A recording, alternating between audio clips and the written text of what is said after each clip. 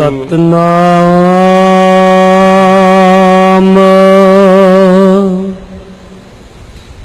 श्री वाहिगुरु साहिब जी। तनासरी शंत महला चौथा। घर पहला एक ओंकार सतगुर प्रसाद। हर जियो कृपा करे ता नाम ध्याईया जियो। सतगुर मिलै सुभाए सहज गुण गाइया जियो। हर जियो कृपा करे ता नाम ध्याईया जियो। सतगुर मिलै सुभाए सहज गुण गाइया जियो।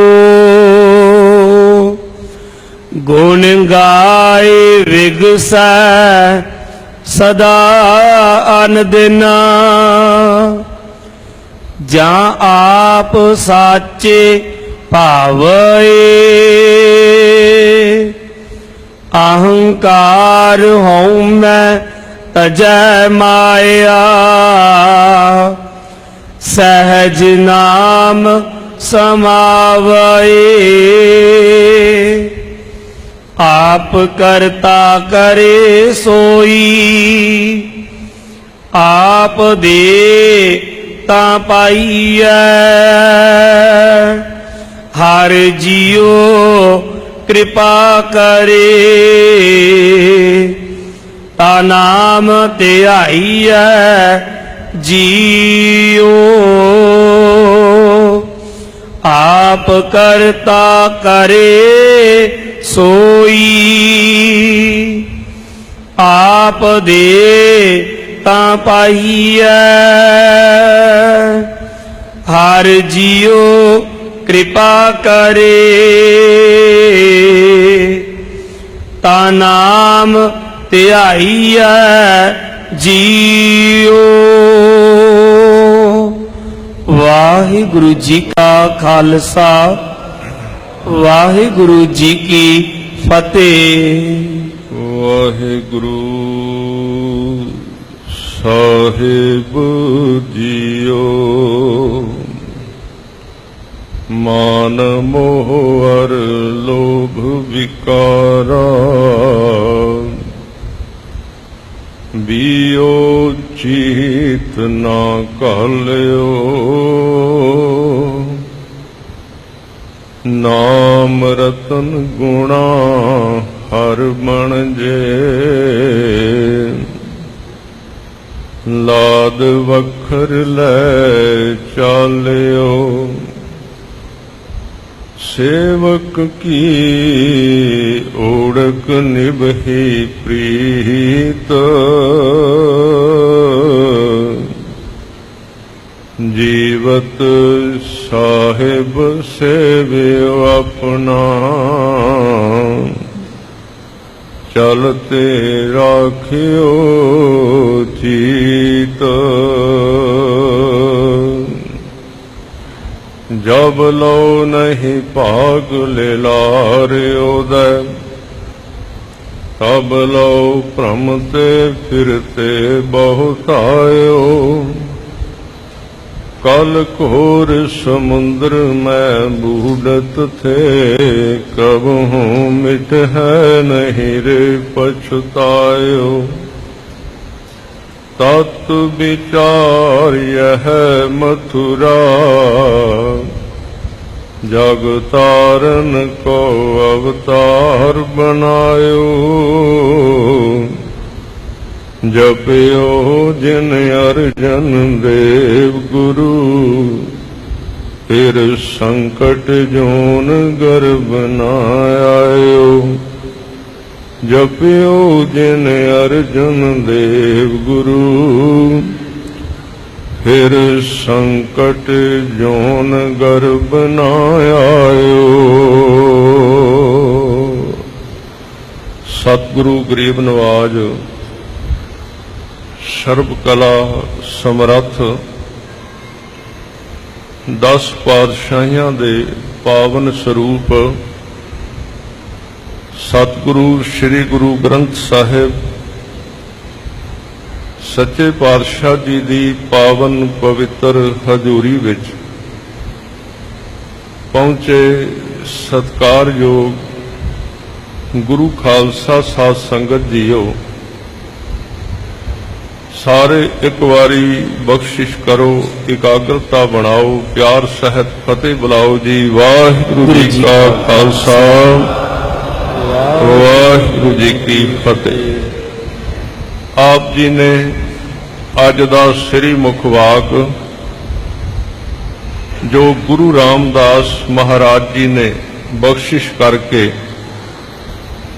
ਅੰਮ੍ਰਿਤ ਵੇਲੇ ਸ੍ਰੀ ਹਰਿਮੰਦਰ ਸਾਹਿਬ ਵਿੱਚ ਬਖਸ਼ਿਸ਼ ਕੀਤਾ ਹੈ, ਆਪ ਜੀ ਨੇ ਉਹ ਪਾਠ ਸਰਵਨ ਕੀਤਾ ਹੈ।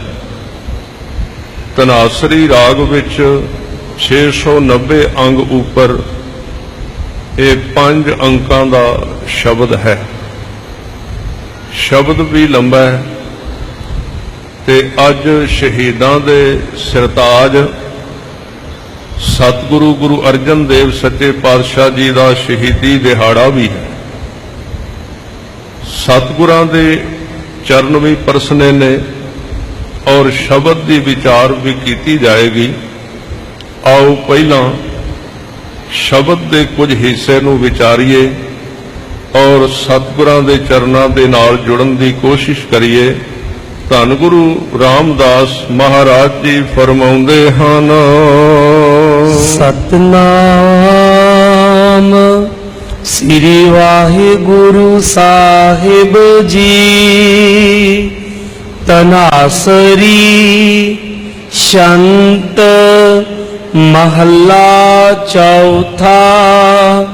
ਘਰ ਪਹਿਲਾ ਇੱਕ ਓੰਕਾਰ ਸਤਿਗੁਰ ਪ੍ਰਸਾਦ। ਧਨਾਸਰੀ ਰਾਗ ਅੰਦਰ ਗੁਰੂ ਰਾਮਦਾਸ ਮਹਾਰਾਜ ਜੀ ਦੇ ਇਹ ਸ਼ੰਤ ਪਹਿਲੇ ਘਰ ਵਿੱਚ ਗਾਉਣ ਦਾ ਹੁਕਮ ਹੈ ਔਰ ਸਾਰੇ ਸ਼ਬਦ ਦਾ ਜੋ ਪ੍ਰਯੋਜਨ ਹੈ ਉਹ ਹੈ ਇੱਕ ਅਕਾਲ ਪੁਰਖ ਦੇ ਨਾਲ ਜੁੜਨਾ, ਜੋ ਓੰਕਾਰ ਯਾਨੀ ਕਿ ਧੁਨੀ ਸਰੂਪ ਹੋ ਕੇ ਇੱਕ ਸੰਗੀਤ ਦੇ ਰੂਪ ਵਿੱਚ ਸਾਰੇ ਸੰਸਾਰ ਵਿੱਚ ਬ੍ਰਹਿਮੰਡ ਦੇ ਵਿੱਚ ਸਮਾਇਆ ਹੋਇਆ ਹੈ ਔਰ ਉਹਦੇ ਨਾਲ ਸੰਬੰਧ ਜੋੜਨ ਦਾ ਵਸੀਲਾ ਸਿਰਫ ਤੇ ਸਿਰਫ ਸਤਿਗੁਰੂ ਦੀ ਕਿਰਪਾ ਹੈ। ਹਰ ਜੀਉ ਕਿਰਪਾ ਕਰੇ ਤਾ ਨਾਮ ਧਿਆਈਐ ਜੀਉ। ਗੁਰਮਤ ਅੰਦਰ ਕਿਰਪਾ ਸ਼ਬਦ ਬਹੁਤ ਵਾਰੀ ਆਇਆ ਹੈ, ਬਖਸ਼ਿਸ਼ ਸ਼ਬਦ ਬਹੁਤ ਵਾਰੀ ਆਇਆ ਹੈ ਔਰ ਆਪ ਜੀ ਨੇ ਉੱਤੇ ਵੀ ਸੁਣਿਆ ਸਤਿਗੁਰ ਪ੍ਰਸਾਦ। ਸਿੱਖੀ ਦਾ ਸੰਬੰਧ ਹੀ ਪ੍ਰਸਾਦ ਨਾਲ ਹੈ, ਕਿਰਪਾ ਨਾਲ ਹੈ। ਹਾਂ, ਇਸ ਕਿਰਪਾ ਦਾ ਅਰਥ ਜਿਵੇਂ ਮਹਾਰਾਜ ਕਹਿ ਰਹੇ ਨੇ, ਜੇ ਰੱਬ ਕਿਰਪਾ ਕਰੇ, ਹਰ ਜੀਉ ਕਿਰਪਾ ਕਰੇ ਤਾਂ ਨਾਮ ਧਿਆਈਐ ਜੀਉ। ਨਾਮ ਤਾਂ ਜਪਿਆ ਜਾ ਸਕਦਾ ਹੈ ਜੇ ਪਰਮਾਤਮਾ ਕਿਰਪਾ ਕਰੇ। ਇਹ ਅਰਥ ਦੇ ਭਾਵ ਨੂੰ ਸਮਝਣਾ ਬੜਾ ਜ਼ਰੂਰੀ ਹੈ, ਕਿਉਂਕਿ ਕਈ ਵਾਰੀ ਅਸੀਂ ਉਹਦੇ ਭਾਵ ਹੋਰ ਕੱਢ ਲੈਂਦੇ ਹਾਂ। ਇਹਦਾ ਮਤਲਬ ਆਲਸ ਨਹੀਂ ਹੈ, ਇਹਦਾ ਮਤਲਬ ਦਲਿੱਦਰ ਨਹੀਂ ਹੈ, ਇਹਦਾ ਮਤਲਬ ਇਹ ਨਹੀਂ ਕਿ ਸਿੱਖ ਨੇ ਕੁਝ ਕਰਨਾ ਹੀ ਨਹੀਂ। ਸਤਿਗੁਰੂ ਨੇ ਕਿਹਾ ਤੂੰ ਯਤਨ ਕਰੇਗਾ, ਮਿਹਰਬਾਨ ਤਾਂ ਹੋਣਾ ਹੈ। ਪਹਿਲਾਂ ਯਤਨ ਤਾਂ ਤੈਨੂੰ ਇੱਕ ਕਦਮ ਤੇ ਤੂੰ ਤੁਰੇਗਾ ਨਾ, ਅੱਗੋਂ ਸਤਿਗੁਰੂ ਨੇ ਤੇਰੀ ਬਾਹ ਫੜਨੀ। ਇਹ ਫਿਰ ਮਹਾਰਾਜ ਨੇ ਅੱਜ ਦੇ ਜਿੰਨੇ ਵੀ ਅੰਕ ਨੇ ਆਪ ਜੀ ਨੇ ਸਰਵਣ ਕੀਤੇ, ਸਵੇਰੇ ਵੀ ਹਰਿਮੰਦਰ ਸਾਹਿਬ ਤੇ ਹੁਣ ਫਿਰ ਆਪਾਂ ਵਿਚਾਰ ਕਰਨੀ। ਇਹ ਸਾਰੇ ਸ਼ਬਦ ਵਿੱਚ ਇੱਕੋ ਗੱਲ ਤੇ ਵਾਰ-ਵਾਰ ਜ਼ੋਰ ਦਿੱਤਾ ਗਿਆ ਹੈ ਕਿ ਮਨੁੱਖ ਕੁਝ ਨਹੀਂ ਕਰ ਸਕਦਾ। ਜੇ ਪ੍ਰਮਾਤਮਾ ਕਿਰਪਾ ਕਰੇ, ਜੇ ਸਤਿਗੁਰੂ ਕਿਰਪਾ ਕਰੇ ਤੇ ਤਾਂ ਸਿੱਖੀ ਕਮਾ ਸਕੇਗਾ। ਇਹਦਾ ਭਾਵ ਫਿਰ ਕੀ ਹੋਇਆ? ਇਹਦਾ ਮਤਲਬ ਇਹ ਨਹੀਂ ਯਤਨ ਤੋਂ ਰੋਕਿਆ, ਯਤਨ ਤੋਂ ਰੋਕਿਆ ਨਹੀਂ, ਉਦਮ ਤੋਂ ਰੋਕਿਆ ਨਹੀਂ। ਫਿਰ ਇਹ ਸ਼ਬਦ ਕਿਉਂ ਕਹੇ ਨੇ? ਕਿਉਂਕਿ ਜਿਹੜਾ ਵੀ ਕਰਮ ਮਨੁੱਖ ਕਰਦਾ ਹੈ ਉਹਦੇ ਮਨ ਦਾ ਸੁਭਾਅ ਹੀ ਐਸਾ ਹੈ, ਭਾਵੇਂ ਉਹ ਕਰਮ ਸੰਸਾਰਕ ਹੋਵੇ ਤੇ ਭਾਵੇਂ ਧਾਰਮਿਕ ਹੋਵੇ, 99% ਸੰਭਾਵਨਾ ਹੈ ਕਿ ਹਰ ਇੱਕ ਕਰਮ ਆਪਣੇ ਪਿੱਛੇ ਹੰਕਾਰ ਦੀ ਮੈਲ ਛੱਡ ਜਾਂਦਾ।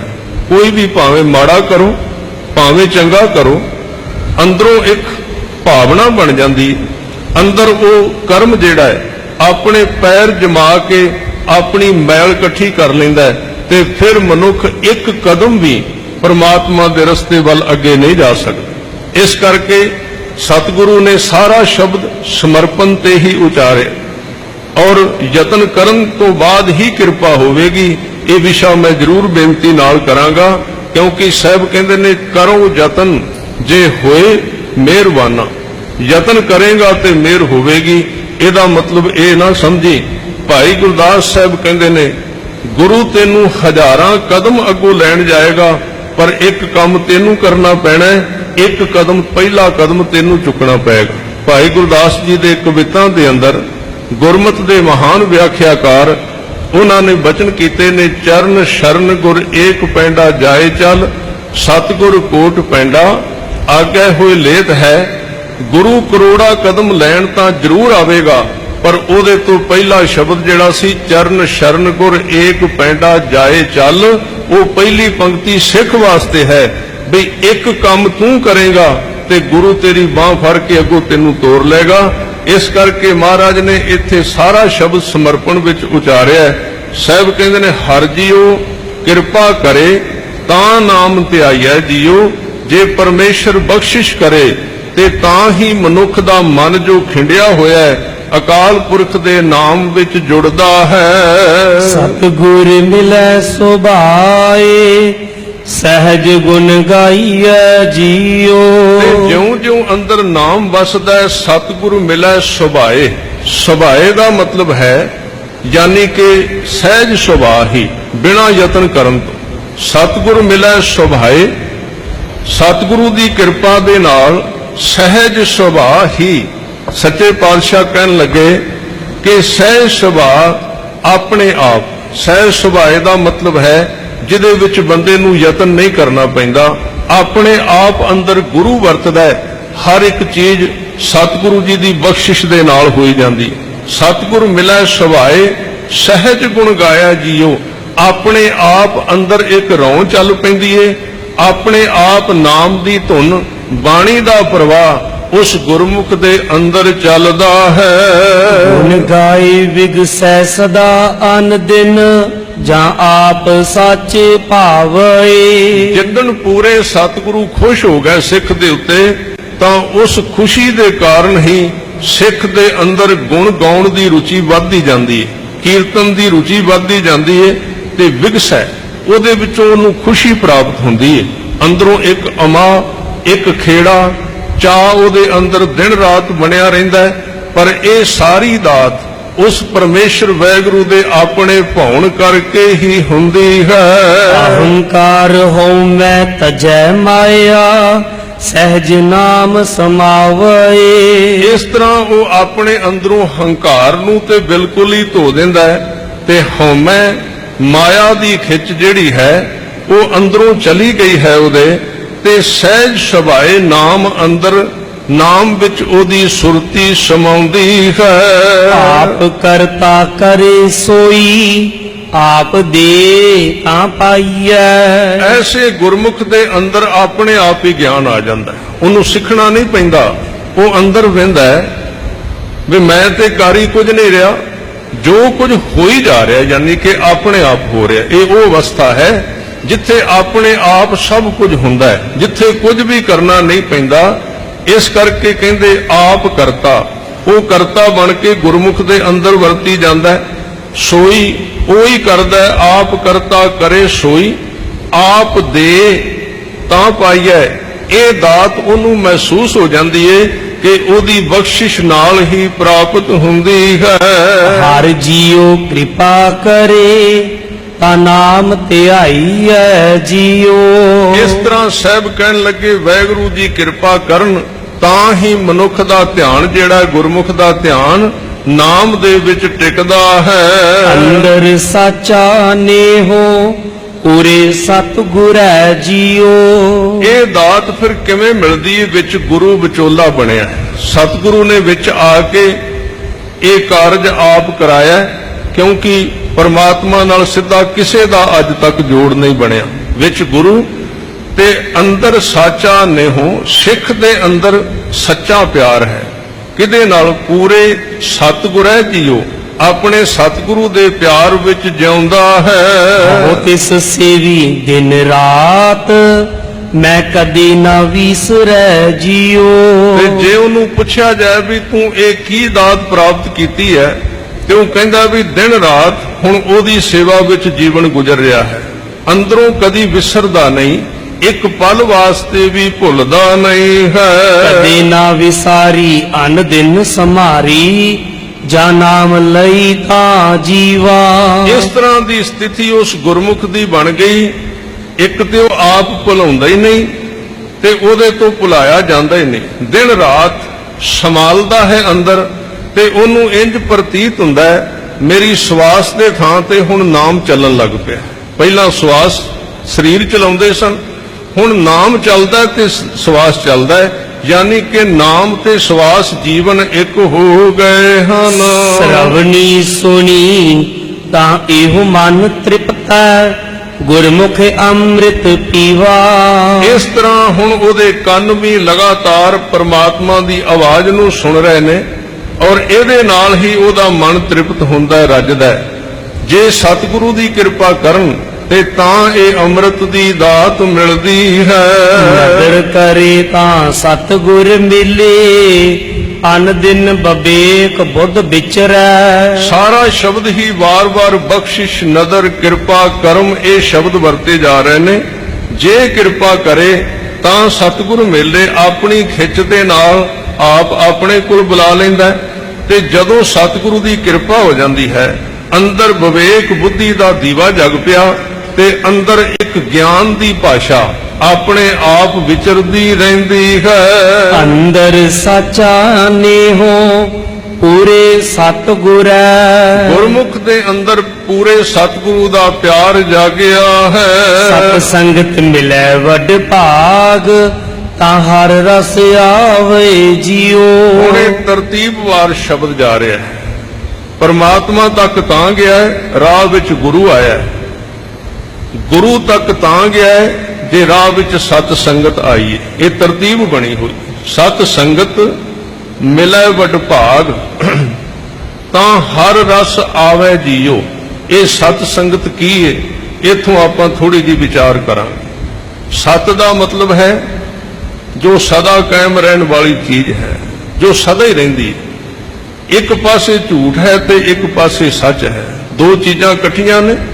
ਵੱਡੇ ਭਾਗਾਂ ਦੇ ਨਾਲ ਅੰਦਰ ਦਾਤ ਮਿਲਦੀ ਹੈ ਸਾਧ ਸੰਗਤ ਦੀ, ਤਾਂ ਪਰਮਾਤਮਾ ਦੇ ਨਾਮ ਦਾ ਰਸ ਆਉਂਦਾ ਹੈ।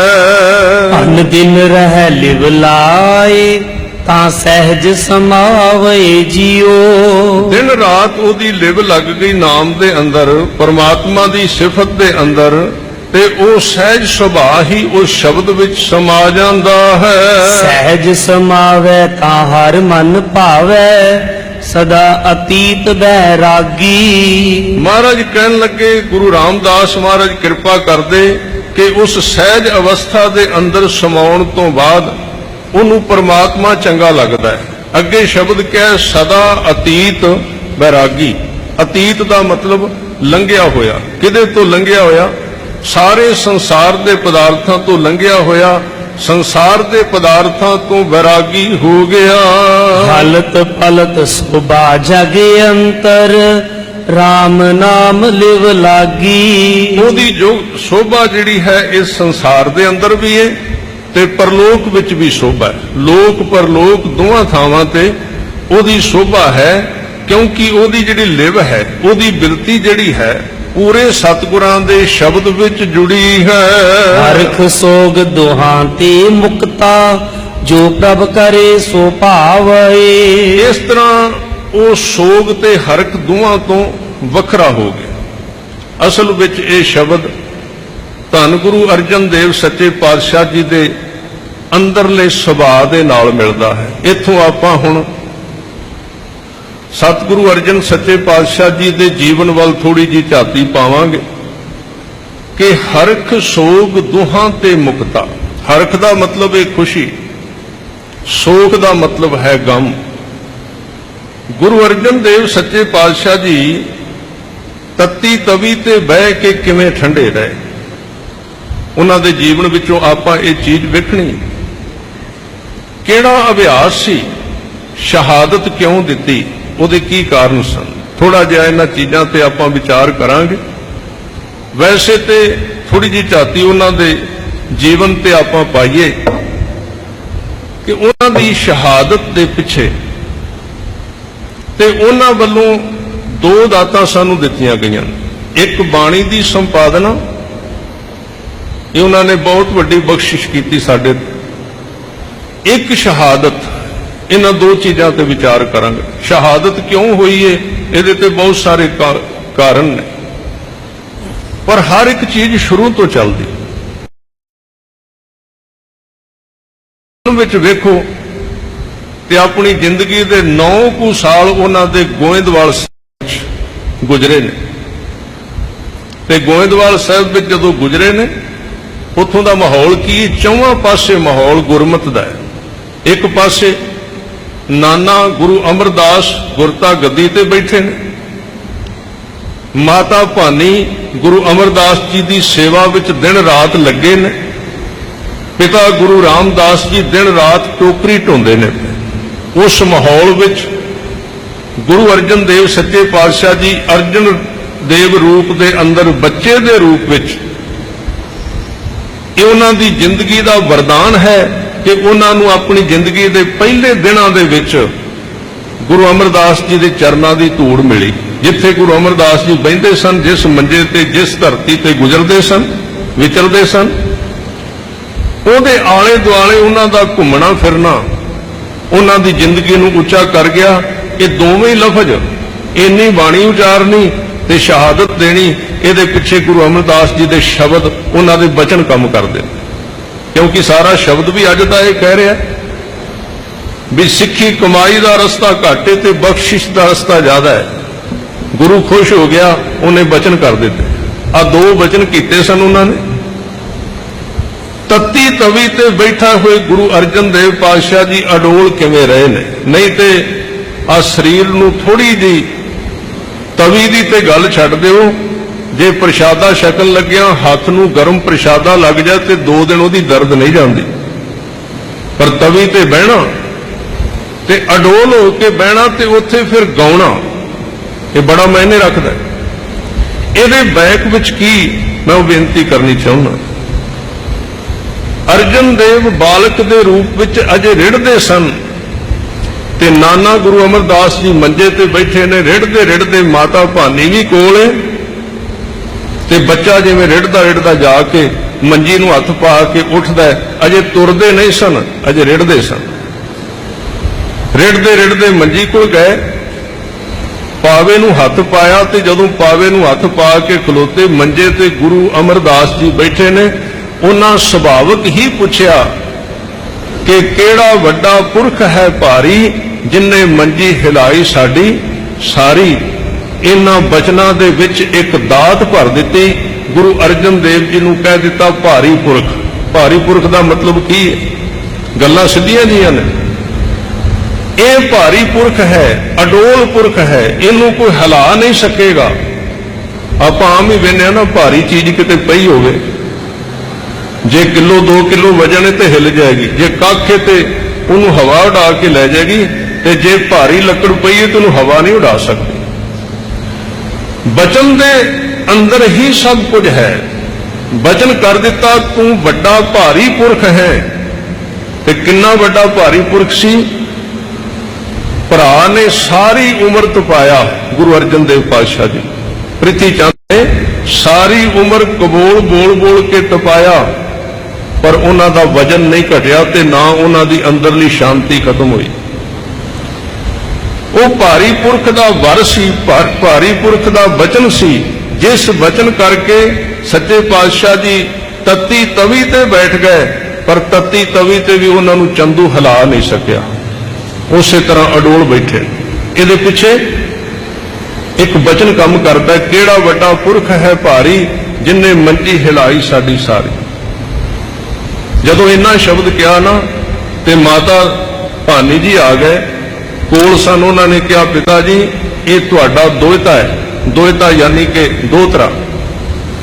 ਦੂਜਾ ਬਚਨ ਹੋਰ ਕਰ ਦਿੱਤਾ, ਕਹਿਣ ਲੱਗੇ ਦੋਹਤਾ ਬਾਣੀ ਕਾ ਬੋਇਥਾ, ਇਹ ਬਾਣੀ ਦਾ ਜਹਾਜ਼ ਏ, ਇਹਦੀ ਰਸਨਾ ਤੋਂ ਜਦੋਂ ਕੋਈ ਵੀ ਗੱਲ ਕਰੇਗਾ, ਕੁਝ ਵੀ ਕਹੇਗਾ, ਇਹਦੀ ਰਸਨਾ ਤੋਂ ਸੰਸਾਰ ਦੀਆਂ ਗੱਲਾਂ ਨਹੀਂ ਨਿਕਲਣਗੀਆਂ, ਇਹਦੀ ਰਸਨਾ ਤੋਂ ਬਾਣੀ ਉਚਾਰੀ ਜਾਏਗੀ। ਇਸੇ ਕਰਕੇ ਗੁਰੂ ਗ੍ਰੰਥ ਸਾਹਿਬ ਮਹਾਰਾਜ ਜੀ ਦੀ ਸਰੂਪ ਦੇ ਅੰਦਰ ਜਿੰਨੀ ਬਾਣੀ ਹੈ, ਉਸ ਬਾਣੀ ਦਾ ਅੱਧਾ ਹਿੱਸਾ ਗੁਰੂ ਅਰਜਨ ਦੇਵ ਸੱਚੇ ਪਾਤਸ਼ਾਹ ਜੀ ਨੇ ਉਚਾਰਿਆ।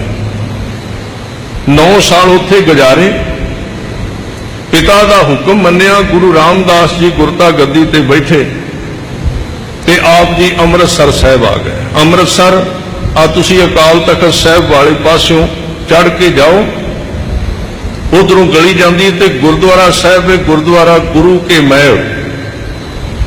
ਇਹ ਗੁਰੂ ਕੇ ਮਹਿਲ ਗੁਰੂ ਅਰਜਨ ਦੇਵ ਜੀ ਦਾ ਘਰ ਸੀ। ਇੱਥੇ ਹੀ ਮਾਤਾ ਗੰਗਾ ਜੀ ਰਹੇ, ਇੱਥੇ ਹੀ ਗੁਰੂ ਰਾਮਦਾਸ ਜੀ ਰਹੇ, ਇੱਥੇ ਪ੍ਰਿਥੀ ਚੰਦ ਵੀ ਰਿਹਾ। ਤੇ ਹਰ ਰੋਜ਼ ਦੀ ਲੜਾਈ ਸੀ ਪ੍ਰਿਥੀ ਚੰਦ ਦੀ ਗੁਰੂ ਅਰਜਨ ਦੇਵ ਜੀ ਦੇ ਨਾਲ, ਹਰ ਰੋਜ਼ ਦਾ ਝਗੜਾ ਸੀ। ਵੇਖੋ ਇਹ ਜਿਹੜੀਆਂ ਸ਼ਹਾਦਤਾਂ ਨੇ, ਇਹ ਇਕੱਲਾ ਇਹ ਨਹੀਂ ਵੀ ਸ਼ਹਾਦਤ ਆਈ ਤੇ ਸਾਲ ਬਾਅਦ ਆਪਾਂ ਮਨਾ ਲਿਆ, ਸ਼ਬੀਲ ਵਾਲਾ ਪਾਣੀ ਪੀ ਲਿਆ। ਇਹ ਕੁਝ ਅੰਦਰ ਦੀ ਖਬਰ ਦਿੰਦੀ ਹੈ ਗੱਲ। ਸਤਿਗੁਰੂ ਨੇ ਕਿੰਨਾ ਕੁਝ ਸਹਿਣ ਕੀਤਾ, ਸਿੱਧਾ ਨਹੀਂ ਤਤੀ ਤਵੀ ਤੇ ਬੈਠ ਗਏ। ਆ ਪਿੱਛੇ ਜੀ ਸੈਮੀਨਾਰ ਸੀ, ਕਿਸੇ ਨੇ ਉੱਠ ਕੇ ਸਵਾਲ ਕਰ ਦਿੱਤਾ ਬਈ ਗੁਰੂ ਤੇਗ ਬਹਾਦਰ ਸਾਹਿਬ ਨੇ ਤੁਸੀਂ ਕਹਿੰਦੇ ਹੋ ਵੀ ਭਗਤੀ ਕੀਤੀ ਹੈ ਤਾਂ ਕੁਰਬਾਨੀ ਕੀਤੀ ਉਹਨਾਂ ਨੇ 27 ਸਾਲ। ਹੁਣ ਆਪਾਂ ਜਦੋਂ ਲੱਤ ਡਾਉਣੀ ਹੈ ਨਾ, ਵੀ ਤੁਸੀਂ ਕਹਿੰਦੇ ਹੋ ਵੀ 27 ਸਾਲ ਉਹਨਾਂ ਭਗਤੀ ਕੀਤੀ ਤਾਂ ਕੁਰਬਾਨੀ ਕੀਤੀ ਹੈ। ਤੇ ਪੁੱਛਣ ਵਾਲੇ ਨੇ ਪੁੱਛਿਆ, ਕਹਿਣ ਲੱਗੇ ਫਿਰ ਗੁਰੂ ਅਰਜਨ ਦੇਵ ਜੀ ਨੇ ਕੁਰਬਾਨੀ ਕੀਤੀ, ਉਹਨਾਂ ਕਿਹੜੀ ਤਪੱਸਿਆ ਕੀਤੀ, ਉਹਨਾਂ ਕਿਹੜੀ ਭਗਤੀ ਕੀਤੀ? ਮੈਂ ਕਿਹਾ ਤੂੰ ਉਹਨੂੰ ਪੜ੍ਹ ਕੇ ਤੇ ਵੇਖ। ਜਿਹੜੀ ਤਪੱਸਿਆ ਗੁਰੂ ਅਰਜਨ ਦੇਵ ਜੀ ਨੇ ਕੀਤੀ ਉਹ ਬੜੇ ਘੱਟ ਲੋਕਾਂ ਦੇ ਹਿੱਸੇ ਵਿੱਚ ਆਈ ਹੈ। ਤਪੱਸਿਆ ਇੱਕ ਪ੍ਰਕਾਰ ਦੀ ਨਹੀਂ, ਸਭ ਤੋਂ ਵੱਡੀ ਤਪੱਸਿਆ ਹੈ ਕਿਸੇ ਮਨੁੱਖ ਦੇ ਕਬੋਲ ਸਹਾਰ ਜਾਣਾ। ਸਭ ਤੋਂ ਵੱਡੀ ਤਪੱਸਿਆ। 2 ਪ੍ਰਕਾਰ ਦੀ ਤਪੱਸਿਆ ਸਿੱਖੀ ਦੇ ਵਿੱਚ, ਗੁਰੂ ਕਾ ਬਚਨ ਮੰਨਣਾ ਹੀ ਮੰਨਣਾ ਹੈ, ਇੱਕ ਇਹ ਤਪੱਸਿਆ ਹੈ। ਤੇ ਦੂਜੀ ਤਪੱਸਿਆ ਹੈ ਜੇ ਗੁਰੂ ਕਾ ਬਚਨ ਮੰਨਦਿਆਂ ਮੰਨਦਿਆਂ ਗੁਰੂ ਦੇ ਮਾਰਗ ਤੇ ਤੁਰਦਿਆਂ ਤੁਰਦਿਆਂ ਦੁਨੀਆ ਦੇ ਲੋਕ ਜੋ ਮਰਜ਼ੀ ਮੂੰਹੋਂ ਕਹੀ ਜਾਣ, ਆਪਣੇ ਅੰਦਰ ਨੂੰ ਹਿੱਲਣ ਨਹੀਂ ਦੇਣਾ। ਇਹਦੇ ਤੋਂ ਵੱਡੀ ਹੋਰ ਤਪੱਸਿਆ ਨਹੀਂ। ਸਤਿਗੁਰੂ ਅਰਜਨ ਦੇਵ ਸੱਚੇ ਪਾਤਸ਼ਾਹ ਗੁਰੂ ਕੇ ਮਹਿਲ ਤੋਂ ਹਰਿਮੰਦਰ ਸਾਹਿਬ ਰੋਜ਼ ਆਉਂਦੇ ਸਨ। ਅੱਜ ਵੀ ਆ ਰਹੇ ਸੀ ਸਿੱਖਾਂ ਦੇ ਨਾਲ। ਨਿਕਲੇ ਗੁਰੂ ਕੇ ਮਹਿਲ ਤੋਂ, ਰਾਹ ਵਿੱਚ ਘਰ ਪੈਂਦਾ ਪ੍ਰਿਥੀ ਚੰਦ। ਪ੍ਰਿਥੀ ਚੰਦ ਦੀ ਘਰ ਵਾਲੀ ਕਰਮੋ, ਉਹਨੇ ਜਾਣ ਬੁੱਝ ਕੇ ਜਿੱਥੋਂ ਗੁਰੂ ਅਰਜਨ ਦੇਵ ਪਾਤਸ਼ਾਹ ਜੀ ਲੰਘ ਰਹੇ ਨੇ ਗਲੀ ਵਿੱਚੋਂ, ਉੱਤੇ ਛੱਤ ਤੇ ਖਲੋ ਕੇ ਮਿੱਟੀ ਸੀ, ਕੂੜਾ ਸੀ, ਥੱਲੇ ਵਗਾ ਦਿੱਤਾ। ਕੂੜਾ ਸਾਈਡ ਤੇ ਡਿੱਗ ਪਿਆ, ਧੂੜ ਪਈ ਤੇ ਸਿੱਖਾਂ ਨੇ ਉੱਪਰ ਵੇਖਿਆ ਵੀ ਪ੍ਰਿਥੀ ਚੰਦ ਦੀ ਘਰ ਵਾਲੀ ਖੜੀ ਵੱਡੇ ਭਰਾ ਦੀ। ਗੁੱਸੇ ਵਿੱਚ ਆਉਣੇ ਸੀ ਸੁਭਾਵਕ, ਗੁਰੂ ਦੀ ਬੇਅਦਬੀ। ਉਹਨਾਂ ਨੇ ਕਿਹਾ ਅੱਜ ਤੇ ਇਹਨੂੰ ਸਮਝਾਉਣਾ ਹੀ ਪੈਣਾ ਹੈ, ਇਹ ਹੱਦ ਹੋ ਗਈ। ਸਤਿਗੁਰੂ ਨੇ ਬਾਂਹ ਫੜ ਲਈ, ਕਹਿਣ ਲੱਗੇ ਸਿੱਖੋ ਬਹੁਤ ਵੱਡੇ ਲੋਕਾਂ ਨੂੰ ਸਮਝਾਣਾ ਹੈ, ਫਿਰ ਛੋਟਿਆਂ ਛੋਟਿਆਂ ਨੂੰ ਨਹੀਂ ਸਮਝਾਈਦਾ ਹੁੰਦਾ। ਜਦੋਂ ਵੱਡੇ ਕੰਮ ਕਰਨੇ ਹੋਣ ਫਿਰ ਛੋਟੀਆਂ ਗਲੀਆਂ 'ਚ ਨਹੀਂ ਲੜੀਦਾ ਹੁੰਦਾ। ਕਹਿਣ ਲੱਗੇ ਕੀ ਗੱਲ? ਉਹਨਾਂ ਨੇ ਕਿਹਾ ਮਹਾਰਾਜ ਸਾਡਾ ਅੰਦਰ ਨਹੀਂ ਸਹਿਣ ਕਰਦਾ ਵੀ ਤੁਹਾਡੇ ਉੱਤੇ ਕੂੜਾ ਵਗਾਏ ਕੋਈ। ਤੇ ਸੱਚੇ ਪਾਤਸ਼ਾਹ ਨੇ ਤਪੱਸਿਆ ਦੇ ਮਾਲਕ ਨੇ ਕਿਹਾ, ਪਿਆਰਿਓ ਉਹਨੇ ਵਿਗਾਉਣਾ ਕੀ ਏ? ਜੋ ਕੁਝ ਕਿਸੇ ਦੇ ਕੋਲ ਹੋਵੇ ਉਹ ਹੀ ਵਿਗਾਉਂਦਾ ਹੈ। ਕੂੜੇ ਤੋਂ ਬਿਨਾਂ ਉਹਦੇ ਕੋਲ ਹੈ ਹੀ ਕੁਝ ਨਹੀਂ, ਵਿਗਾਏਗੀ ਕੀ ਹੋਰ? ਉਹਦੇ ਪੱਲੇ ਕੱਖ ਨਹੀਂ। ਇਹ ਸਹਿਣਸ਼ੀਲਤਾ ਹੈ, ਇਹ ਸ਼ਬਦ ਸਹਿ। ਮੈਂ ਥੋੜਾ ਜਿਹਾ ਪਹਿਲਾਂ ਸ਼ਹਾਦਤ ਤੋਂ ਪਹਿਲਾਂ ਕੁਝ ਬਚਨ ਕਰਨਾ ਚਾਹੁੰਦਾ। ਇਹ ਸ਼ਬਦ ਸਾਰੇ ਸਹਿਣ ਕੀਤੇ। ਜੇ ਪੱਗ ਵੱਜਣ ਲੱਗੀ ਤੇ ਭਰਾ ਨੇ ਪੱਗ ਖੋਹ ਲਈ, ਫਿਰ ਵੀ ਕਿਹਾ ਕੋਈ ਗੱਲ ਨਹੀਂ, ਇਹਨਾਂ ਨੂੰ ਦੇ ਦਿਓ, ਪੱਗ ਦਾ ਕੀ, ਹੋਰ ਲੈ ਲਾਂਗੇ। ਪੁੱਤਰ ਨੇ ਜਨਮ ਲਿਆ ਤੇ ਜਨਮ ਲੈਣ ਤੋਂ ਬਾਅਦ 4 ਵਾਰੀ ਮਰਵਾਉਣ ਦਾ ਯਤਨ ਕੀਤਾ ਪ੍ਰਿਥੀ ਚੰਦ ਨੇ। 4 ਵਾਰੀ। ਪਹਿਲਾਂ ਉਹ ਫਤੋ ਭੇਜੀ, ਉਹਦੇ ਤੋਂ ਬਾਅਦ ਜ਼ਹਿਰ ਵਾਲੀ ਮਠਿਆਈ ਦਿੱਤੀ, ਫਿਰ ਸਪੇਰਾ ਭੇਜਿਆ, ਫਿਰ ਪੰਡਤ ਨੂੰ ਦਹੀਂ ਖਵਾਉਣ ਦੇ ਪੈਸੇ ਦਿੱਤੇ। ਮੈਂ ਸੰਖੇਪ ਵਿੱਚ ਗੱਲ ਕਰਾਂ, ਪਰ ਉਹ ਪ੍ਰਿਥੀ ਚੰਦ ਜਿੱਦਣ ਬਿਮਾਰ ਪੈ ਗਿਆ ਮੰਜੇ ਤੇ, ਗੁਰੂ ਅਰਜਨ ਦੇਵ ਸੱਚੇ ਪਾਤਸ਼ਾਹ ਪਤਾ ਲੈਣ ਗਏ ਤੇ ਗੁਰੂ ਗ੍ਰੰਥ ਸਾਹਿਬ ਦੇ ਸ਼ਬਦ ਆਉਂਦਾ ਹੈ, ਰਾਖ ਲਿਹੋ ਭਾਈ ਮੇਰੇ ਕੋ ਪ੍ਰਭ ਆਗੇ। ਅਰਦਾਸ ਉੱਥੇ ਖਲੋ ਕੇ ਅਰਦਾਸ ਕੀਤੀ, ਮੇਰੇ ਭਰਾ ਨੂੰ ਬਚਾ ਲੋ, ਰੱਖੋ। ਤੇ ਇਕੱਲੇ ਭਰਾ ਨੂੰ ਨਹੀਂ, ਸਾਰੀ ਦੁਨੀਆ ਨੂੰ। ਕਿਹੜੇ ਭਰਾ ਨੂੰ? ਜਿਹੜਾ ਇਕਲੌਤੇ ਪੁੱਤਰ ਨੂੰ ਮਰਵਾਉਣ ਲਈ ਦਿਨ ਰਾਤ ਲਾ ਰਿਹਾ, ਜਿਹਨੇ ਸਾਰੀ ਉਮਰ ਈਰਖਾ ਕੀਤੀ ਹੈ। ਤੇ ਜਦੋਂ ਗੁਰੂ ਅਰਜਨ ਦੇਵ ਪਾਤਸ਼ਾਹ ਨੇ ਅਰਦਾਸ ਕੀਤੀ, ਪ੍ਰਿਥੀ ਚੰਦ ਦੀਆਂ ਭੁੱਬਾਂ ਨਿਕਲ ਗਈਆਂ, ਰੋ ਪਿਆ, ਕਹਿਣ ਲੱਗਾ ਮੈਂ ਸਾਰਾ ਯਤਨ ਕਰ ਲਿਆ ਅਰਜਨ ਦੇਵ ਨੂੰ ਹਰਾਉਣ ਦਾ, ਪਰ ਅੱਜ ਮੈਂ ਅਰਜਨ ਦੇਵ ਤੋਂ ਹਾਰ ਗਿਆ। ਇਹ ਸਹਿਣਸ਼ੀਲਤਾ, ਇਹ ਤਪੱਸਿਆ ਸੀ। ਮੈਂ ਬੇਨਤੀ ਕਰ ਰਿਹਾ, ਅਸੀਂ ਕਹਿੰਦੇ ਤਪੱਸਿਆ ਕਿਹੜੀ ਹੈ?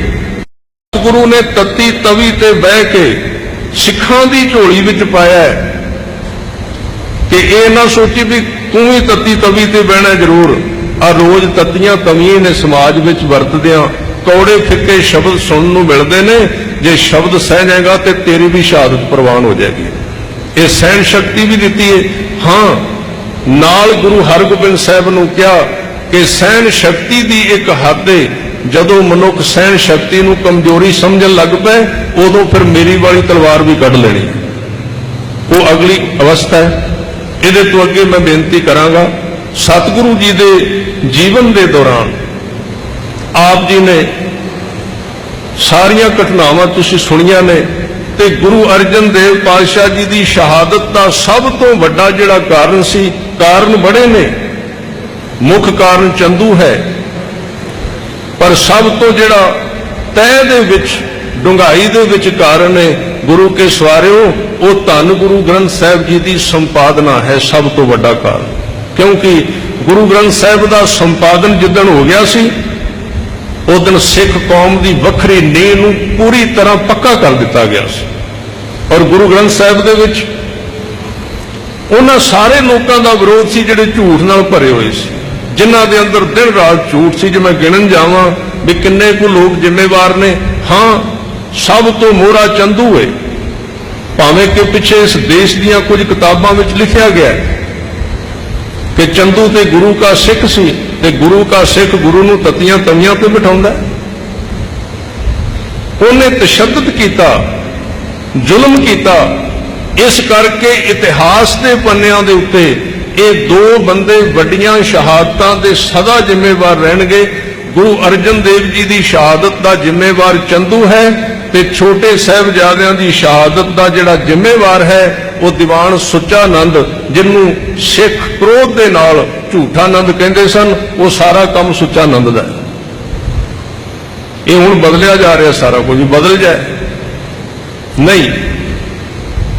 ਚੰਦੂ ਉਹਦਾ ਜ਼ਿੰਮੇਵਾਰ ਹੈ, ਪਰ ਉਹਨੂੰ ਸਪੋਰਟ ਬੜੇ ਲੋਕਾਂ ਨੇ ਕੀਤੀ। ਸਭ ਤੋਂ ਵੱਡਾ ਕਾਰਨ ਗੁਰੂ ਗ੍ਰੰਥ ਸਾਹਿਬ ਪਾਤਸ਼ਾਹ ਜੀ ਦੀ ਸੰਪਾਦਨਾ ਸੀ। ਸਭ ਤੋਂ ਵੱਡਾ ਕਾਰਨ ਗੁਰੂ ਗ੍ਰੰਥ ਸਾਹਿਬ ਜੀ ਦੀ ਸੰਪਾਦਨਾ ਸੀ, ਕਿਉਂਕਿ ਗੁਰੂ ਗ੍ਰੰਥ ਸਾਹਿਬ ਜੀ ਦੇ ਵਿੱਚ ਤਕਰੀਬਨ 10 ਪ੍ਰਕਾਰ ਦੇ ਝੂਠੇ ਲੋਕਾਂ ਦਾ ਬਿਲਕੁਲ ਖੰਡਨ ਕੀਤਾ ਗਿਆ ਹੈ। ਉਹਦੇ ਵਿੱਚ ਜੇ ਗਿਣਨ ਜਾਈਏ ਤੇ ਸਭ ਤੋਂ ਪਹਿਲਾਂ ਭ੍ਰਸ਼ਟ ਕਾਜੀ, ਭ੍ਰਸ਼ਟ ਬ੍ਰਾਹਮਣ, ਭ੍ਰਸ਼ਟ ਜੋਗੀ, ਇਹ 3 ਕਹੇ ਨੇ ਵੀ ਤੀਨੇ ਉਜਾੜੇ ਕਾ ਬੰਦ। ਇਹਦੇ ਤੋਂ ਅੱਗੇ ਰਿਸ਼ਵਤ ਖੋਰਾਂ ਦਾ ਖੰਡਨ, ਆਸਾ ਦੀ ਵਾਰ ਪੜੋ, ਜੇ ਮੁਹਾਕਾ ਘਰ ਮੋਹੇ ਘਰ ਮੋਹੇ ਪਿਤਰੀ ਦੇ, ਅੱਗੇ ਵਸਤ ਸਿਆਣੀਆਂ ਪਿਤਰੀ ਚੋਰ ਕਰੇ। ਉਹਨਾਂ ਲੋਕਾਂ ਦਾ ਖੰਡਨ ਜਿਹੜੇ 2 ਨੰਬਰ ਦਾ ਪੈਸਾ ਇਕੱਠਾ ਕਰਕੇ ਤੇ ਬਾਅਦ ਵਿੱਚ ਧਰਮ ਦੇ ਕੰਮ ਕਰਦੇ, ਉਹਨਾਂ ਦਾ ਖੰਡਨ ਕੀਤਾ। ਫਿਰ ਸੰਸਾਰ ਦੇ ਅੰਦਰ ਜਿਹੜੇ ਬੁੱਤ ਪੂਜਕ ਸਨ, ਕਬਰਾਂ ਨੂੰ ਪੂਜਦੇ ਸਨ, ਉਹਨਾਂ ਦਾ ਖੰਡਨ ਕੀਤਾ।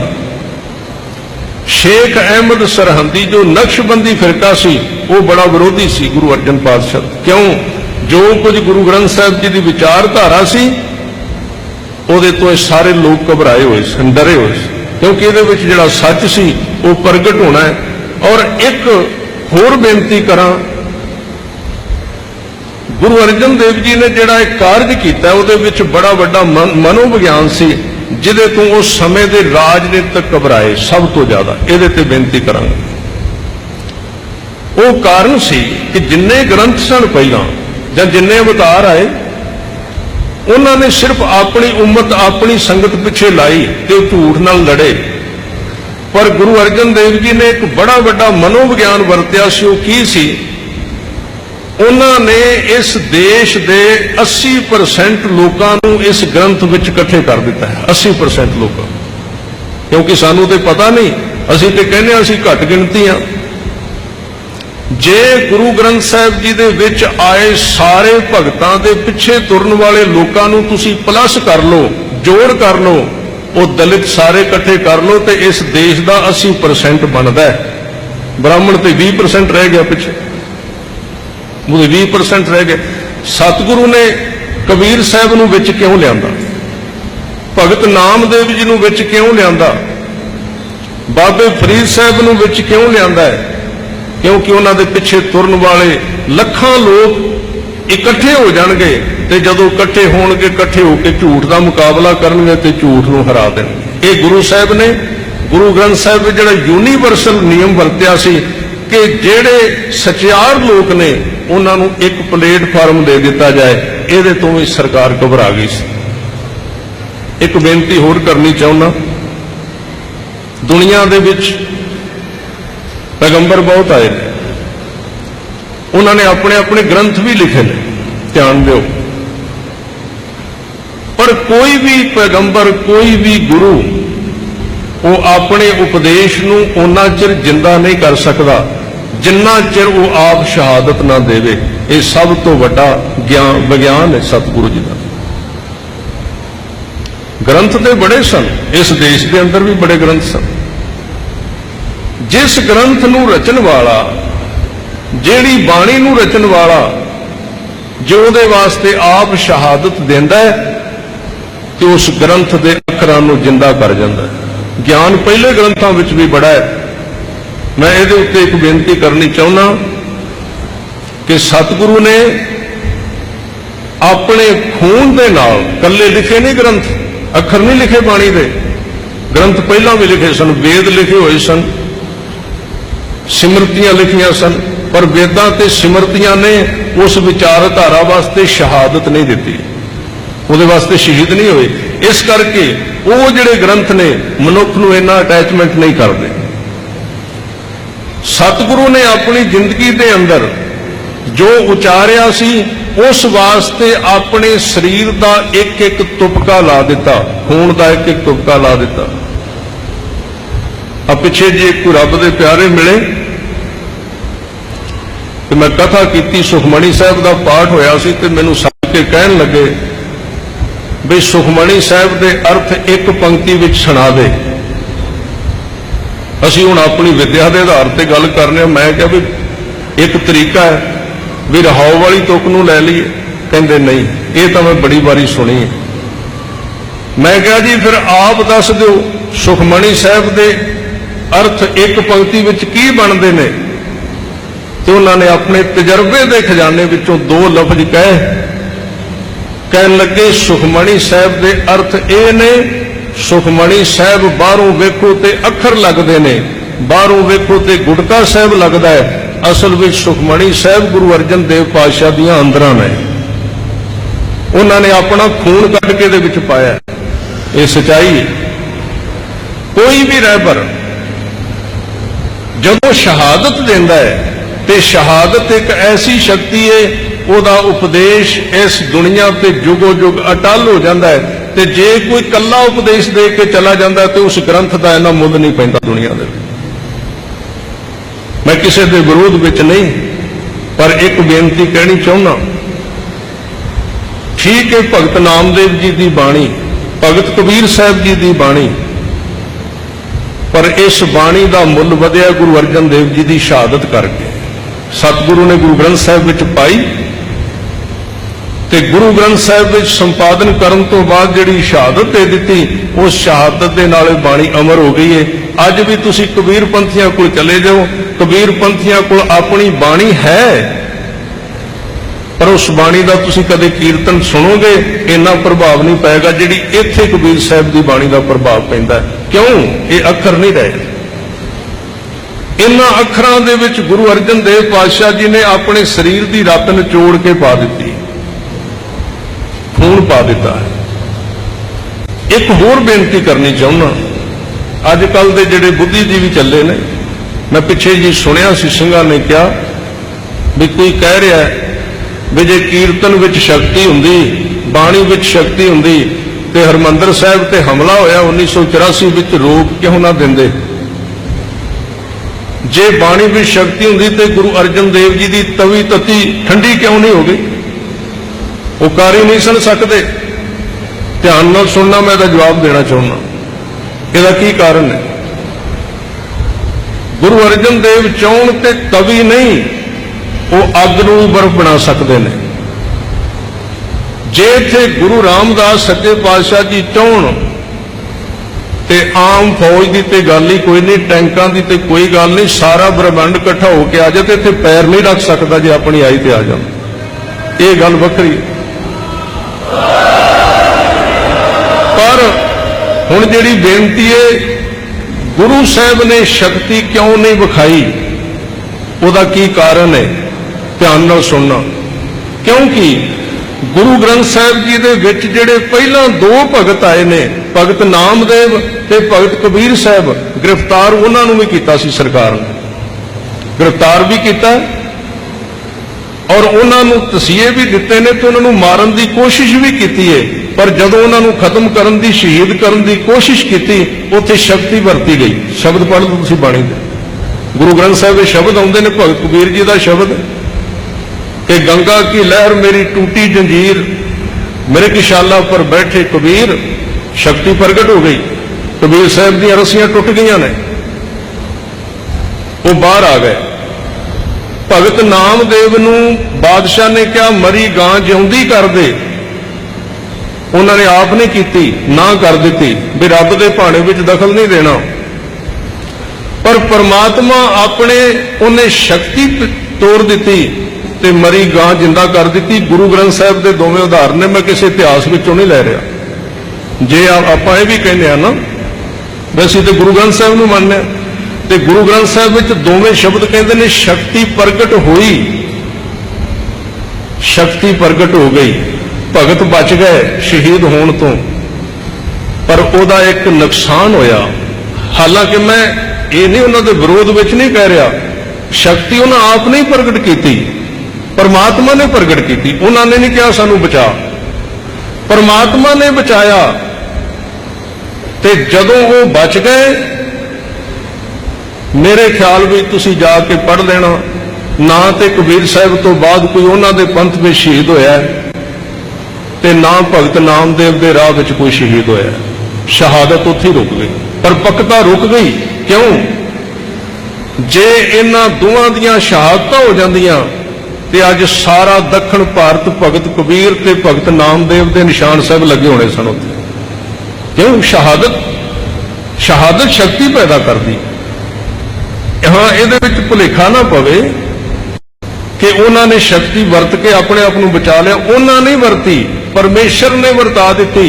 भगत शहीद नहीं होए, जे शहीद हो जाते तो अगे शहीदों दी लाइनां लग जांदियां सन, एक बड़ी वड्डी कौम पैदा हो जानी सी कबीर पंथियां दी। पर उत्थे रुक गया। उस चीज नूं गुरु अर्जन देव जी ने वेख्या, जिद्दण तत्ती तवी ते बहन लगे। जे गुरु अर्जन देव जी चाहते तो तवी ठंडी कर सकते सन, पर उन्होंने कहा अज ते तवी ठंडी करके मैं अपने शरीर नूं बचा लांगा, ते जिन्ने साल ने वो प्रारंभ तो बाद शरीर छुटना ही है। जे मैं अज तत्ती तवी ठंडी कर दी ਕੱਲ ਨੂੰ ਭਾਈ ਦਿਆਲੇ ਨੇ ਦੇਗ ਵਿੱਚ ਸੱਚ ਵਾਸਤੇ ਨਹੀਂ ਬਹਿਣਾ, ਅੱਗੇ ਰੀਤ ਨਹੀਂ ਚੱਲਣੀ। ਮੈਂ ਬੇਨਤੀ ਕਰ ਰਿਹਾ, ਮਤ ਇਹ ਭੁਲੇਖੇ ਵਿੱਚ ਕੋਈ ਰਹੇ ਕਿ ਗੁਰੂ ਨਾਨਕ ਦੇ ਘਰ ਵਿੱਚ ਸ਼ਕਤੀ ਨਹੀਂ। ਇੱਥੇ ਤੇ ਗੁਰੂ ਗ੍ਰੰਥ ਸਾਹਿਬ ਦੇ ਬਚਨ ਕਹਿੰਦੇ ਨੇ, ਜੇ ਰੱਬ ਕਹਿੰਦਾ ਜੇ ਤੂੰ ਇੱਕ ਵਾਰੀ ਕਹਿ ਦੇ ਮੈਂ ਜ਼ਮੀਨ ਮੂਧੀ ਕਰਕੇ ਰੱਖ ਦਿਆਂਗਾ। ਇਹ ਤੇ ਬਾਣੀ ਦੇ ਸ਼ਬਦ ਨੇ ਨਾ, ਭਗਤ ਨਾਮਦੇਵ ਨੂੰ ਕਹਿੰਦੇ ਨੇ। ਪਰ ਸ਼ਕਤੀ ਵਿਖਾਈ ਕਿਉਂ ਨਹੀਂ? ਜੇ ਸ਼ਕਤੀ ਵਿਖਾ ਦਿੰਦੇ ਗੁਰੂ ਅਰਜਨ ਦੇਵ ਸੱਚੇ ਪਾਤਸ਼ਾਹ ਜੀ, ਤੇ ਜਿਹੜੀ ਅੱਜ ਸੱਚ ਵਾਸਤੇ ਸਿੱਖੀ ਵਿੱਚ ਸਪਿਰਿਟ ਭਰੀ ਗਈ ਹੈ, ਸਿੱਖੀ ਦੇ ਅੰਦਰ ਜਿਹੜੀ ਸੱਚ ਵਾਸਤੇ ਕੁਰਬਾਨ ਹੋਣ ਦੀ ਸ਼ਕਤੀ ਭਰੀ ਗਈ ਹੈ, ਇਹ ਸ਼ਕਤੀ ਫਿਰ ਖਤਮ ਹੋ ਜਾਣੀ ਸੀ। ਆਪਾਂ ਵੀ ਕਬੀਰ ਪੰਥੀਆਂ ਵਾਂਗੂ ਫਿਰ ਤੁਰੇ ਫਿਰਨਾ ਸੀ। ਕਬੀਰ ਸਾਹਿਬ ਦਾ ਕੋਈ ਜਾਣਸ਼ੀਨ ਹੋਇਆ?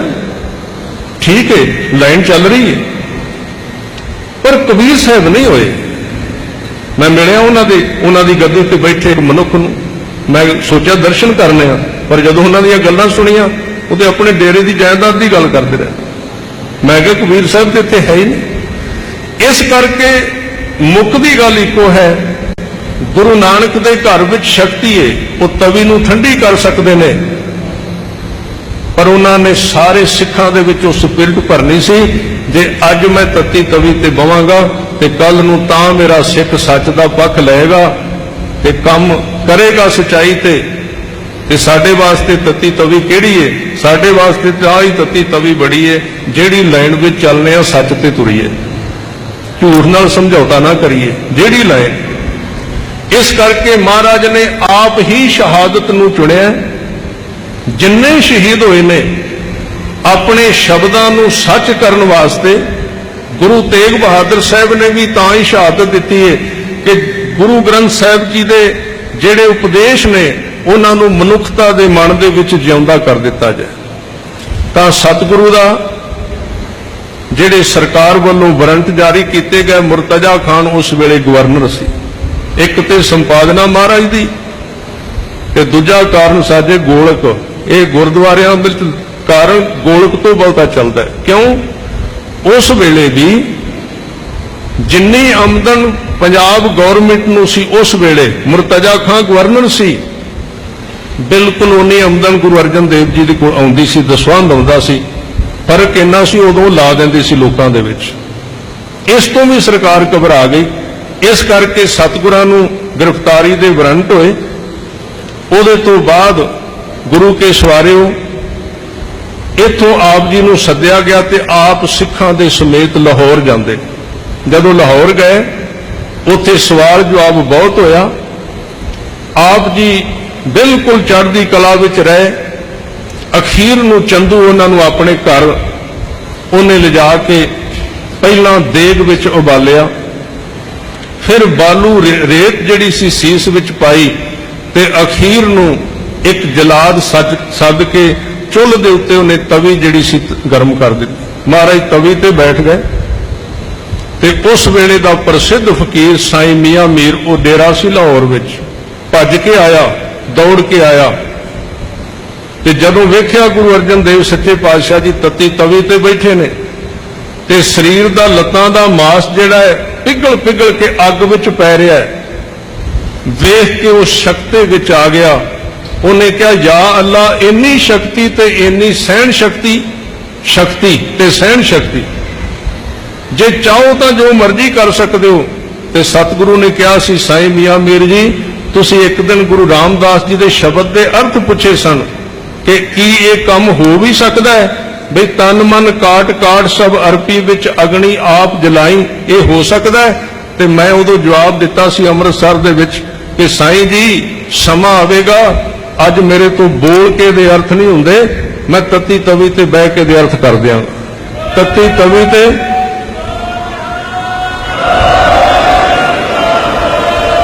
ਇਹ ਅਰਥ ਸੱਚੇ ਪਾਤਸ਼ਾਹ ਨੇ ਤੱਤੀ ਤਵੀ ਤੇ ਬੈਠ ਕੇ ਕਰ ਦਿੱਤੇ। ਉੱਥੇ ਕਈ ਦਿਨਾਂ ਤੱਕ ਤਸੀਹੇ ਦਿੰਦੇ ਰਹੇ। ਇੱਕ ਹੋਰ ਵੱਡਾ ਕਾਰਨ ਸੀ ਉਹਨਾਂ ਦੀ ਸ਼ਹਾਦਤ ਦਾ ਕਿ ਉਸ ਵੇਲੇ ਸਰਕਾਰ ਨੇ ਕਿਸੇ ਵੀ ਧਾਰਮਿਕ ਅਸਥਾਨ ਦੀ ਉਸਾਰੀ ਤੇ ਪਾਬੰਦੀ ਲਾਈ ਹੋਈ ਸੀ ਜਦੋਂ ਹਰਿਮੰਦਰ ਸਾਹਿਬ ਉਸਾਰਿਆ। ਇਸ ਲਈ ਜਦੋਂ ਗੁਰੂ ਅਰਜਨ ਦੇਵ ਜੀ ਨੇ ਸਾਈਂ ਮੀਆਂ ਮੀਰ ਜੀ ਨੂੰ ਕਿਹਾ कि ਅਸੀਂ ਹਰਮੰਦਰ ਦੀ ਨੀਂਹ ਰੱਖਣੀ ਹੈ ਤੇ ਸਰਕਾਰ ਨੇ ਤੇ ਰੈਜੂਲੇਸ਼ਨ ਪਾਸ ਕੀਤਾ ਹੈ ਕਿ ਕੋਈ ਬੰਦਾ ਨਵੀਂ ਧਾਰਮਿਕ ਮਸਜਿਦ ਮੰਦਰ ਆਦਿਕ ਨਹੀਂ ਉਸਾਰ ਸਕਦਾ। ਉਹਨੇ ਕਿਹਾ ਮੈਂ ਉਹਨਾਂ ਕਿਹੜਾ ਰੋਕਦਾ ਹੈ। ਸਾਈਂ ਮੀਆਂ ਮੀਰ ਨੇ ਨੀਂਹ ਰੱਖੀ। ਇਸ ਲਈ ਸਾਧ ਸੰਗਤ ਜੀ ਇਹਦਾ ਸੋਚਣ ਦੀ ਲੋੜ ਨਹੀਂ ਵੀ ਹਰਮੰਦਰ ਸਾਹਿਬ ਵਾਰ-ਵਾਰ ਢਹਿੰਦਾ ਹੈ। ਇਸ ਅਸਥਾਨ ਦੀ ਤੇ ਨੀਂਹ ਹੀ ਸਰਕਾਰ ਦੀਆਂ ਪਾਬੰਦੀਆਂ ਵਿੱਚ ਰੱਖੀ ਗਈ ਹੈ। ਜਿਹਦੀ ਨੀਂਹ ਪਾਬੰਦੀਆਂ ਵਿੱਚ ਰਵੇ ਉਹ ਅਸਥਾਨ ਬਾਗੀਆਂ ਦੀ ਪਨਾਹਗਾਹ ਹੁੰਦੀ ਹੈ। ਉੱਥੇ ਸਚਿਆਰ ਲੋਕ ਵਸਦੇ ਨੇ ਤੇ ਉਸ ਥਾਂ ਦੇ ਉੱਤੇ ਹਮੇਸ਼ਾ ਸੰਸਾਰ ਦੀਆਂ ਸ਼ਕਤੀਆਂ ਮੰਡਰਾਉਂਦੀਆਂ ਨੇ। ਇਸ ਕਰਕੇ ਸਤਿਗੁਰੂ ਜੀ ਦੇ ਬਚਨ ਆਪਾਂ ਪੜਾਂਗੇ। ਗੁਰੂ ਅਰਜਨ ਦੇਵ ਸੱਚੇ ਪਾਤਸ਼ਾਹ ਜੀ ਨੇ ਇਸ ਸੰਸਾਰ ਨੂੰ ਠਾਉਣ ਵਾਸਤੇ ਆਪਣੇ ਖੂਨ ਦੀ ਵਰਤੋਂ ਕੀਤੀ। ਸਤਿਗੁਰੂ ਜੀ ਦੇ ਪਿਆਰ ਦੇ ਵਿੱਚ ਇੱਕ ਬਚਨ ਪੜ੍ਹੀਏ। ਜਪਿਓ ਜਿਨ ਅਰਜਨ ਦੇਵ ਗੁਰੂ, ਜਪਿਓ ਜਿਨ ਅਰਜਨ ਦੇਵ ਗੁਰੂ, ਜਪਿਓ ਜਿਨ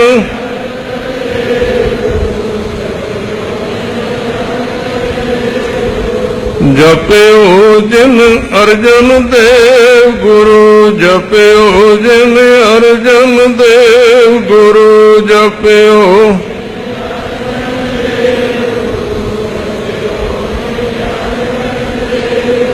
फिर संकट जोन गर्भ न आयो, फिर संकट जोन गर्भ न आयो, फिर संकट जोन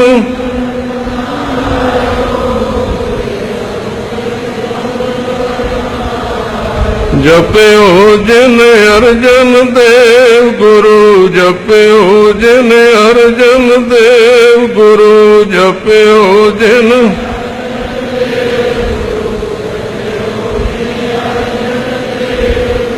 आओ सतगुरां दे बचन गुरु रामदास जी की बाणी दे रहिंदे आपां सरवण करिए। हरख सोग दुहां ते मुक्ता, जो प्रभ करे सुभाव है। ਉਹ ਗੁਰਮੁਖ ਸਤਿਗੁਰੂ ਨੇ ਜਿਹੜੀ ਦਾਤ ਦਿੱਤੀ, ਸ਼ੋਕ ਹਰਗ ਤੋਂ ਗੁਰਮੁਖ ਬਾਹਰ ਹੈ ਤੇ ਪ੍ਰਮਾਤਮਾ ਦੇ ਸੁਭਾਵ ਦੇ ਮੁਤਾਬਕ ਜਿਉਂਦਾ ਹੈ। ਸਤ ਸੰਗਤ ਮਿਲੇ ਵੱਡ ਭਾਗ, ਤਾਹਰ ਰਸ ਆਵੇ ਜੀਓ। ਇਸ ਤਰ੍ਹਾਂ ਵੱਡੇ ਭਾਗਾਂ ਨਾਲ ਸਤ ਸੰਗਤ ਦੀ ਪ੍ਰਾਪਤੀ ਹੋਵੇ ਤੇ ਤਾਂ ਪਰਮੇਸ਼ਰ ਦੇ ਨਾਮ ਦਾ ਰਸ ਪ੍ਰਾਪਤ ਹੁੰਦਾ ਹੈ। ਦੂਜੇ ਭਾਏ ਦੁਖ ਹੋਏ, ਮਨ ਮੁਖ ਜਮ ਜੋਹਿਆ ਜੀਓ। ਪਰ ਮਨਮੁਖਾਂ ਦੇ ਮਨ ਵਿੱਚ ਦਵੈਤ ਭਾਵਨਾ ਹੈ, ਜਿਸ ਕਰਕੇ ਉਹ ਦੁਖੀ ਰਹਿੰਦੇ ਹਨ, ਦਵੈਤ ਭਾਵਨਾ ਵਿੱਚ ਰਹਿੰਦੇ ਹਨ ਤੇ ਜਮਾਂ ਨੇ ਉਹਨਾਂ ਨੂੰ ਤੱਕਿਆ, ਯਾਨੀ ਜਮਾਂ ਦੀ ਡਾਇਰੀ ਵਿੱਚ ਹਨ। ਹਾਏ ਹਾਏ ਕਰੇ ਦਿਨ ਰਾਤ, ਮਾਇਆ ਦੁਖ ਮੋਹਿਆ ਜੀਓ। ਇਸ ਤਰ੍ਹਾਂ ਚੰਦੂ ਵਰਗੇ ਮਨਮੁਖ ਦਿਨ ਰਾਤ ਹਾਏ ਹਾਏ ਕਰਦੇ ਨੇ ਤੇ ਮਨਮੁਖ ਮਾਇਆ ਦੇ ਵਿੱਚ ਮੋਹ ਦੇ ਵਿੱਚ ਫਸੇ ਹਨ। ਮਾਇਆ ਦੁਖ ਮੋਹਿਆ ਹੋ ਮੈਂ ਰੋਹਿਆ, ਮੇਰੀ ਮੇਰੀ ਕਰਤ ਵਿਹਾਵੇ। ਮਾਇਆ ਦੇ ਦੁੱਖ ਵਿੱਚ ਮੋਏ ਜਾਣ ਕਰਕੇ, ਹਉਮੈ ਦੇ ਰੋਹ ਗੁੱਸੇ ਵਿੱਚ ਆਉਣ ਕਰਕੇ ਮਨਮੁਖ ਮੇਰੀ ਮੇਰੀ ਕਰਕੇ ਜਨਮ ਗਵਾ ਲੈਂਦੇ ਹਨ। ਜੋ ਪ੍ਰਭ ਦੇ ਤਿਸ ਚਿਤਾ ਨਾਹੀ, ਅੰਤ ਗਿਆ ਪਛਤਾਵੇ। ਪਰਮਾਤਮਾ ਨੇ ਜੋ ਬਖਸ਼ਿਸ਼ ਕੀਤੀ ਉਹਨੂੰ ਕਦੀ ਯਾਦ ਨਹੀਂ ਕਰਦੇ ਤੇ ਅਖੀਰ ਨੂੰ ਪਛਤਾਵਾ ਹੀ ਝੋਲੀ ਵਿੱਚ ਪੈਂਦਾ ਹੈ। ਬਿਨ ਨਾਵੈ ਕੋ ਸਾਥ ਨ ਚਾਲੈ, ਉਤਰ ਕਲਤਰ ਮਾਇਆ ਤੋਹਿਆ। ਪਰ ਇਸ ਸੰਸਾਰ ਦੇ ਵਿੱਚੋਂ ਨਾਮ ਤੋਂ ਬਿਨਾ ਹੋਰ ਕੁਝ ਨਾਲ ਨਹੀਂ ਜਾਂਦਾ। ਪੁੱਤਰ ਇਸਤਰੀ ਮਾਇਆ ਆਦਿਕ ਇਹ ਧੋਖਾ ਹਨ। ਦੂਜੈ ਪਾਏ ਦੁਖ ਹੋਏ, ਮਨ ਮੁਖ ਜਮ ਜੋਹਿਆ ਜੀਓ। ਇਸ ਤਰ੍ਹਾਂ ਮਨਮੁਖ ਜਮਾਂ ਦੇ ਪ੍ਰਭਾਵ ਥੱਲੇ ਰਹਿੰਦੇ ਨੇ, ਦੁਬਦਾ ਵਿੱਚ ਪੈਣ ਕਰਕੇ ਦੁੱਖ ਵਿੱਚ ਉਹਨਾਂ ਦਾ ਮਨ ਫਸਿਆ ਹੈ। ਕਰ ਕਿਰਪਾ ਲਿਹੋ ਮਿਲਾਏ, ਮਹਿਲ ਹਰ ਪਾਇਆ ਜੀਓ। ਪਰ ਜਿਨ੍ਹਾਂ ਗੁਰਮੁਖਾਂ ਨੇ ਅਰਦਾਸ ਦਾ ਸਹਾਰਾ ਲੈ ਕੇ ਬੇਨਤੀ ਕੀਤੀ ਹੈ, ਉਹਨਾਂ ਨੇ ਅਕਾਲ ਪੁਰਖ ਦਾ ਗੁਰ ਸ਼ਬਦ ਰੂਪੀ ਮਹਿਲ ਪ੍ਰਾਪਤ ਕਰ ਲਿਆ ਹੈ। ਸਦਾ ਰਹਿ ਕਰ ਜੋੜ, ਪ੍ਰਭ ਮਨ ਭਾਇਆ ਜੀਓ। ਸਦਾ ਹੀ ਦੋਵੇਂ ਹੱਥ ਜੋੜ ਕੇ ਪਰਮੇਸ਼ਰ ਅੱਗੇ ਅਰਦਾਸ ਕਰਦੇ ਨੇ ਔਰ ਅਕਾਲ ਪੁਰਖ ਨੂੰ ਭਾਉਂਦੇ ਹਨ। ਪ੍ਰਭ ਮਨ ਭਾਵੈ ਤਾਂ ਹੁਕਮ ਸਮਾਵੈ, ਹੁਕਮ ਮੰਨ ਸੁਖ ਪਾਇਆ। ਇਸ ਤਰ੍ਹਾਂ ਪਰਮੇਸ਼ਰ ਦੇ ਮਨ ਨੂੰ ਉਹ ਚੰਗੇ ਲੱਗਦੇ ਨੇ ਤੇ ਅਕਾਲ ਪੁਰਖ ਦਾ ਨਾਮ ਉਹਨਾਂ ਨੂੰ ਪਾਉਂਦਾ ਹੈ। ਹੁਕਮ ਵਿੱਚ ਸਮਾਏ ਹਨ ਤੇ ਹੁਕਮ ਮੰਨ ਕੇ ਉਹਨਾਂ ਨੂੰ ਆਨੰਦ ਦੀ ਪ੍ਰਾਪਤੀ ਹੋਈ ਹੈ। ਅਨ ਦਿਨ ਜਪਤ ਰਹਿ ਦਿਨ ਰਾਤੀ ਸਹਿਜੇ ਨਾਮ ਧਿਆਇਆ। ਇਸ ਤਰ੍ਹਾਂ ਦਿਨ ਰਾਤ ਪਰਮਾਤਮਾ ਦਾ ਨਾਮ ਜਪਦੇ ਨੇ ਔਰ ਸਹਿਜੇ ਹੀ ਉਹਨਾਂ ਨੇ ਪਰਮੇਸ਼ਰ ਦੇ ਨਾਮ ਦਾ ਧਿਆਨ ਕੀਤਾ ਹੈ। ਨਾਮੋ ਨਾਮ ਮਿਲੀ ਵਡਿਆਈ ਨਾਨਕ ਨਾਮ ਮਨ ਭਾਵੇ। ਨਾਮ ਨਾਲ ਜੁੜਨ ਕਰਕੇ ਗੁਰਮੁਖਾਂ ਨੂੰ ਪਰਮੇਸ਼ਰ ਦੇ ਦਰ ਤੇ ਵਡਿਆਈ ਬਖਸ਼ਿਸ਼ ਮਿਲੀ ਹੈ ਔਰ ਨਾਮ ਹੀ ਸਿਰਫ ਉਹਨਾਂ ਨੂੰ ਸਭ ਤੋਂ ਚੰਗਾ ਲੱਗਦਾ ਹੈ, ਬੰਦਗੀ ਚੰਗੀ ਲੱਗਦੀ ਹੈ। ਹਰ ਕਿਰਪਾ ਲਿਹੋ ਮਿਲਾਏ ਮਹਿਲ ਹਰ ਪਾਵੇ ਜੀਓ। ਉਹਨਾਂ ਦੀ ਸਦਾ ਹੀ ਅਰਦਾਸ ਰਹਿੰਦੀ ਹੈ ਕਿ ਕਿਰਪਾ ਕਰਕੇ ਆਪ ਜੀ ਮਿਲਾ ਲਵੋ। ਇਸ ਤਰ੍ਹਾਂ ਅਰਦਾਸ ਕਰਕੇ ਹੀ ਉਹਨਾਂ ਨੂੰ ਵਾਹਿਗੁਰੂ ਦੇ ਦਰ ਤੇ ਮਹਿਲ ਦੀ ਯਾਨੀ ਕਿ ਟਿਕਾਣੇ ਦੀ ਪ੍ਰਾਪਤੀ ਹੋਈ ਹੈ। ਸਾਰੇ ਹੀ ਸ਼ਬਦ ਦੇ ਅੰਦਰ ਅਰਦਾਸ ਰੂਪ ਦੇ ਵਿੱਚ ਅਕਾਲ ਪੁਰਖ ਦੇ ਚਰਨਾਂ ਤੇ ਓਟ ਆਸਰਾ ਲੈ ਕੇ ਉਹਦੇ ਦਰ ਤੇ ਬੇਨਤੀ ਕੀਤੀ ਗਈ ਹੈ ਔਰ ਉਹਦੇ ਵੱਲੋਂ ਕਿਰਪਾ ਕਰਕੇ ਗੁਰਮੁਖ ਤੇ ਜੋ ਬਖਸ਼ਾਂ ਹੋਈਆਂ ਨੇ ਉਹ ਸ਼ਬਦ ਵਿੱਚ ਵਰਣਨ ਹੈ। ਗੁਰੂ ਅਰਜਨ ਦੇਵ ਸੱਚੇ ਪਾਤਸ਼ਾਹ ਜੀ ਦੀ ਸ਼ਹਾਦਤ ਤੋਂ ਬਾਅਦ ਗੁਰੂ ਹਰਗੋਬਿੰਦ ਸਾਹਿਬ ਨੇ ਕਿਵੇਂ ਸਾਰਾ ਪਲਟਾ ਲਿਆਂਦਾ, ਉਹ ਆਪਾਂ ਕੱਲ ਦੇ ਦੀਵਾਨ ਵਿੱਚ ਚੰਦੂ ਨੂੰ ਸਜ਼ਾ ਕਿਵੇਂ ਦਿੱਤੀ ਹੈ, ਇਹ ਸ਼ਸਤਰਾਂ ਦੀ ਸ਼ੁਰੂਆਤ ਕਿਵੇਂ ਹੋਈ ਸ੍ਰੀ ਅਕਾਲ ਤਖਤ ਸਾਹਿਬ ਦੀ, ਇਹ ਆਪਾਂ ਕੱਲ ਨੂੰ ਬੇਨਤੀਆਂ ਕਰਾਂਗੇ। ਸਾਰਿਆਂ ਦਾ ਧੰਨਵਾਦ। ਆਓ ਅਖੀਰਲੀਆਂ ਪੰਕਤੀਆਂ ਸਰਵਨ ਕਰੀਏ। ਨਾਮੋ ਨਾਮ ਮਿਲੀ ਵਡਿਆਈ ਨਾਨਕ ਨਾਮ ਮਨ ਭਾਵੇ। ਕਰ ਕਿਰਪਾ ਲਿਹੋ ਮਿਲਾਏ ਮਹਿਲ ਹਰ ਪਾਵੇ ਜੀਓ। ਵਾਹਿਗੁਰੂ ਜੀ ਕਾ ਖਾਲਸਾ ਵਾਹਿਗੁਰੂ ਜੀ ਕੀ ਫਤਿਹ।